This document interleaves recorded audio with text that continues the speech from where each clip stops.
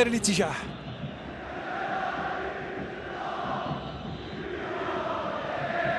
داخل منطقة العمليات بالراس إيفان يسجل أول أهدافه في الكرة الثانية ويقلص النتيجة لمصلحة شبيبة القبائل برأسية ممتازة.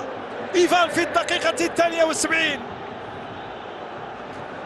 ورقة هجومية رابحة.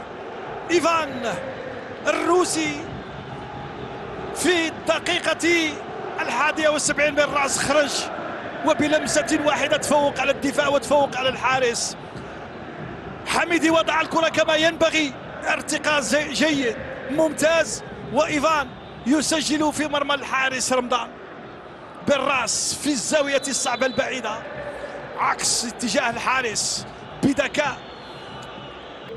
ها هو حميدي وضع الكرة كما ينبغي مضبوطة بالمقاس على الرأس